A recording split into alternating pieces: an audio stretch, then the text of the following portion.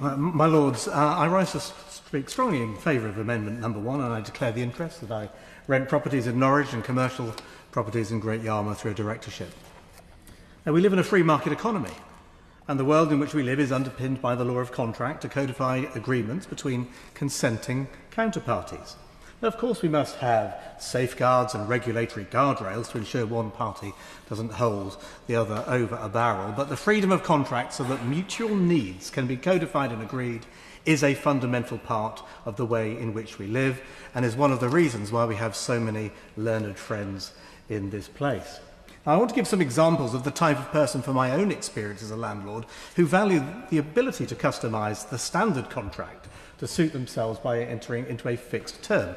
Look, it's not the majority, but it's a significant proportion that cannot just be wished away. They include employees on a fixed-term employment contract engaged on a particular project. There are students, more singly or more commonly in groups, who want to secure their ideal house in advance and are only able to do so if the current occupants are sure to vacate in the summer. There's the busy doctor who gets passed around the hospitals each August, and the foreign person who is used to the concept of fixed terms in their own countries and just can't understand what business it is of the state to interfere in these private arrangements. Those tenants value contract certainty so they can focus on their work and generate wealth for our nation. Now, I like this amendment because it gives the additional benefit to the tenant, not just the fixed tenancy, but the fixed rent. And that seems a fair compromise, not least because the landlord does not need to price uncertainty into the contract, the uncertainty of a void. And as a landlord, I value the certainty, even at the expense of locking out rent rises, because if I know there won't be a void, I can give a better price. And everybody wins. I can't see what's wrong with that. Now, the government boasts a commitment to transforming the experience of the private renting. Well, they're doing that all right. They're making it harder for a significant minority to meet their reasonable needs. And there are so many unintended consequences, and Lord Hacking and Lord Truscott have mentioned some of them. And for a moment I thought I was going to be on my own. But I'm delighted to see there's cross-party consensus on the importance of this amendment. And I too was thinking about the abuse in holiday hotspots, where it's common ground that we want to encourage year-round occupation of homes in these coastal areas, although not the second council tax that appears to be emerging alongside. I fear the unintended consequences of this bill. So let's contemplate that tenancy in Cornwall, taking one in June. The proposed tenant says, yes, I'm going to stay for a whole year, and in the event they leave just after the August bank holiday. You know, the problem is that by giving 2 months' notice, it's a clear abuse, and to counter that abuse, landlords will factor in the risk of the vacancy. So they're going to jack up rents. So the person who genuinely does want to stay for the whole year is disadvantaged. And of course, they may wish to show good faith by paying in advance. But that's going to be discarded as well. I just can't see how this helps anyone. I'm going to talk about students in more detail later. But I am concerned that we're going to seriously disrupt the student market, not just for their convenience. But you see, often, and I've seen it in my own experience when I was younger, Freshers' Week, friendship groups get rammed together and they pretty quickly decide they want to go into a house together, and why not? Halls don't suit anybody. And the purpose of the fixed tenancy is that discipline that binds them all together. They're not related, well, at least not when they start. I've been in houses where that does happen. But you get a situation where one person may want to quit halfway through. And it reverses the obligation on that person, because rather than that person being forced to find another student to take his or her place, it becomes the obligation of all his former friends to undertake that core activity. The responsibility is flipped, and I don't think that's good either. Look, there are so many other things I could say, but this is a good amendment. It doesn't wreck the bill, it enhances the bill. It works with the grain of the way a significant minority of people wish to conduct their affairs. Consenting adults wish to come to sensible contracts for those it suits. And I do agree strongly with what Lord Hacking said. There are limits to where the state should interfere and to allow free citizens to exercise the choices they should be entitled to make. And this amendment deserves our full support. Yeah. My Lords, I declare once more my interest in, as a landlord who rents properties often to students.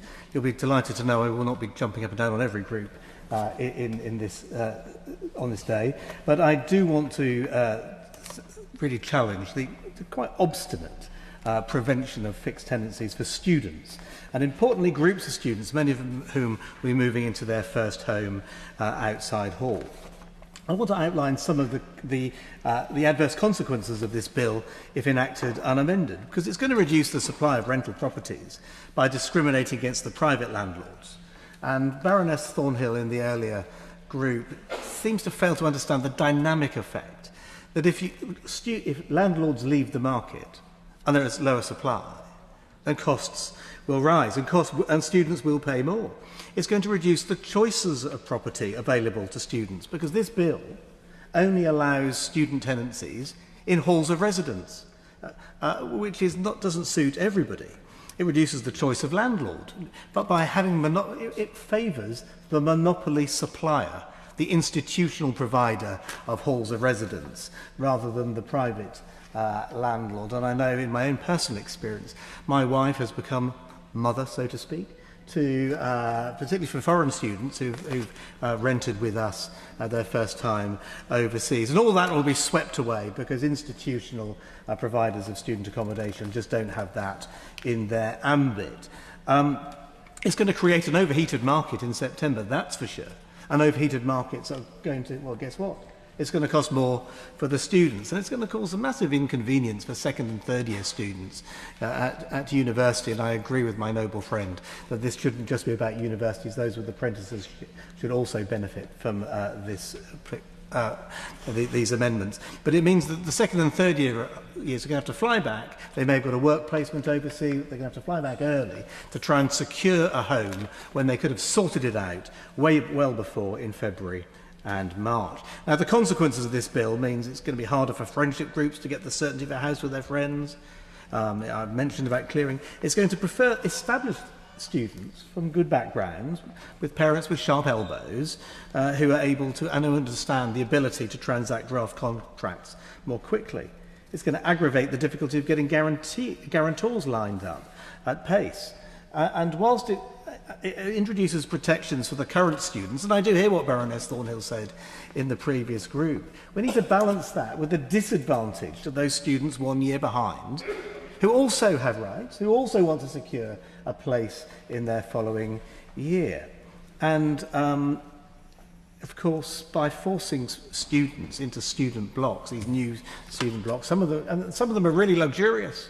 There are cinema rooms and pizza places, the whole thing. But it's costing a fortune. And not everybody wants to go to that expense when, for the private market, they can make savings. Now, I spoke earlier about the importance of the fixed tenancy, that is the discipline that keeps everybody together and protects everybody's interests. And I think it's really important we just dwell on this, particularly for students, because unlike in the wider private rented sector, where family relationships or other stronger forms of relationship exist, friendship groups at university can be more transient. And I do think that the balance of power, and we've spoken a lot about the balance of power between a tenant and landlord already, but the balance of power between the part of that friendship group in a house who wants to cut and run and leave his former friends high and dry is a real perverse situation that runs against natural justice and good order. We should be surprised, but I'm not, that this bill introduces new discriminations for foreign students in particular, and universities are under the cosh. I mean, I know our own local university, the University of East Anglia, relies on the extra fees paid by foreign students, and yet without covenant strength or guarantors, they're almost unrentable. And if it makes UK universities, for those people who halls of residence don't suit, almost unlivable, then it puts us at a competitive disadvantage. Now, Dundee, Edinburgh, already blighted by rent controls in Scotland, and this should provide a warning. My lords, it discriminates against a certain type of woman. Now I know, because in my own commercial experience I have rented to Muslim women whose mothers like to accompany them, and they live together in the house. And that tight family group, they really want to have the certainty, because it's in their culture, of a fixed tenancy. It's what suits them, and this has been taken away. So I pointed out at committee stage that it took my daughter about 10 seconds to work out that we're going to have a side market here, a secondary market developed between potential students who are looking for a house and landlords, an unregulated secondary market in contracts and options and fees to secure tenancies, pre-tenancies if you will, agreements to rent rather than the rent themselves. And this complexity is the natural consequence of the bill as we see it before, insofar as tenants who really want to bag the best homes is concerned. So all those connivances between cohorts of in and outgoing tenants, this is where we're going to end up.